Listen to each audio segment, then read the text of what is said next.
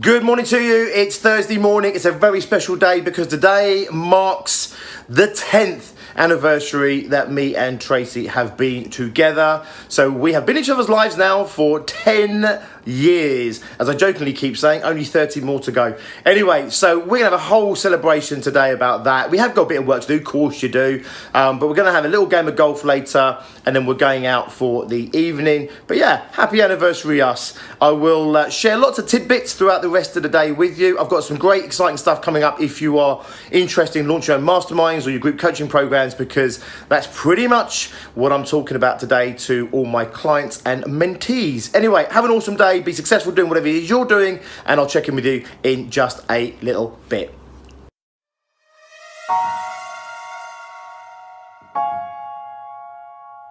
Okay, so I'm going to jump out in the garden right now and get under this gorgeous late summer sun, and we are going to get on a Zoom call with our mentees who we are mentoring and coaching on how to set up and launch their own successful masterminds and group coaching programs.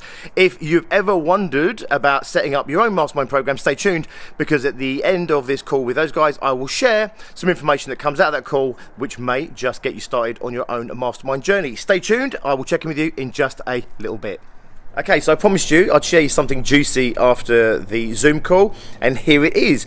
The really big question actually was about pricing of masterminds. This is something that a lot of people come to me with, like, how much do I charge, how much is it worth, etc. Well, it's worth whatever someone's willing to pay, and what they're willing to pay is going to be determined by the perceived value of the product. Okay, your job obviously is to increase the perceived value of that product and position it in a way that it becomes more valuable to the client, so that obviously they are willing to spend more money on it. Your job then, of course, is to make sure you deliver against your proposition, make sure you deliver against the promises that you make.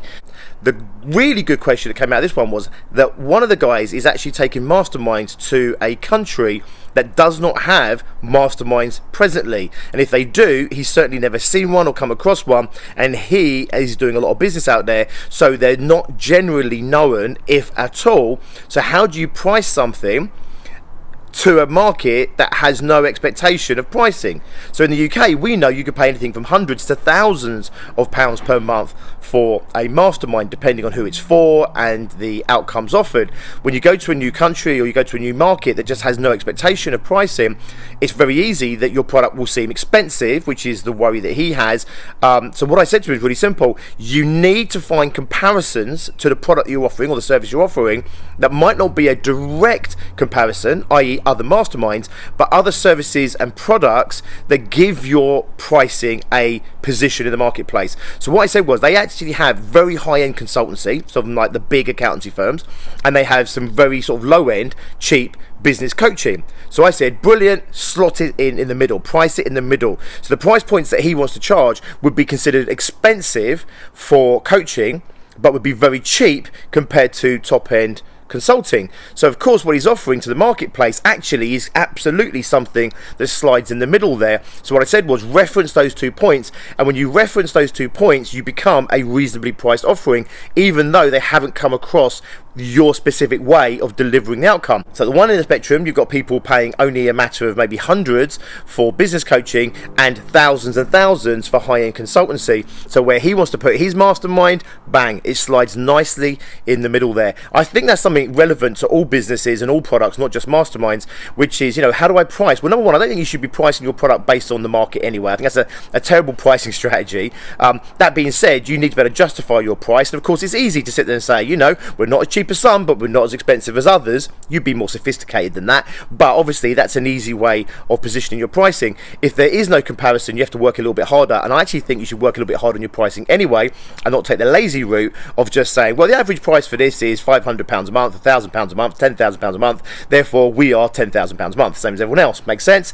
If there is no comparison, I actually think that's a great opportunity to set your stall out and actually to set the market rate for these things, and to be the forebearer of taking a product or a service into a new culture, new environment, a new country. I think it's really exciting. But of course, how do they know what it's worth? if they've got no comparison. You've got to give them one they understand. Okay, I'm going to shoot off right now. I've got another call in just a moment. Anyway, I'll check in with you later. Have an awesome day. Hope you've been productive doing whatever it is that you are doing and making it count towards achieving your goals and your overall ambitions. I'll check in with you in just a bit. Cool, here we are. We have arrived at golf. Just a quick recap. Last time we were here, I won. But no one's keeping score, but it's 1-0 if we were keeping score, so we'll see how that plans out today. Happy anniversary.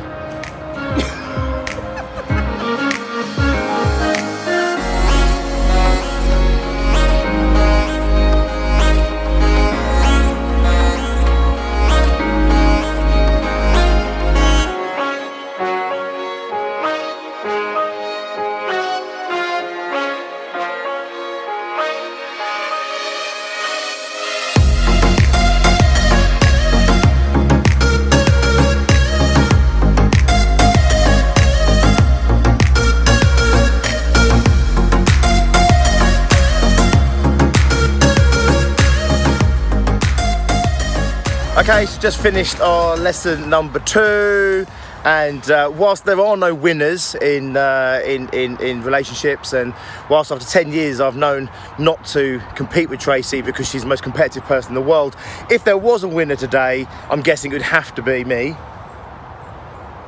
simply because I won. 2 for me. We're back down here in it's about a month actually, so we'll see how this unfolds over the winter because the competition's heating up. Just for the record, what tends to happen is I'm a bit of a slower starter, but I will nail this. We shall see. A few moments later. Okay, so on the way back from golf, I jumped on a quick phone call with one of my other mentees who I'm also coaching and mentoring on how to launch their own programs and their own masterminds. And we had a whole chat about taking action because I love this guy, right? He came to me one day and he went away and he applied it and he launched his first mastermind, and now I'm working with him, and I just had a chat with him and checked in with him again today, and he's reworking his models and reworking his programs, and he's taking advice, thinking things through, and he's applying it. And the truth of the matter is, there's a statistic out there, less than 5% of people who actually go on any course or workshop, etc., actually do anything with the information. And it's really stuck with him. And he says, you know what, he just wants to be the guy that takes action. And here's the thing, not every time is it going to work out for him, and not every time would it work out for you, and certainly not every time does it work out for me. But if you're the person in the room that takes action, so there's 20 people on the course and you're the one that takes action, you're the one that's going to get ahead. Does this make sense? So start becoming that person that takes action. Definitely don't take action on everything, but when you go somewhere and you hear something that's smart, you hear something that's relevant, go back home, just think, oh, that was clever, and forget about it. Do something with the information, and you really will start to separate yourself from the rest of the pack. Anyway, that's it. We are done with work. I will maybe share some intimate moments that we have later. Depends if Tracey lets me get the camera out. Otherwise, I'll catch you tomorrow. But I hope it's been an awesome day for you, and we'll check in either later tonight or tomorrow, and we'll do it again. Have an awesome one.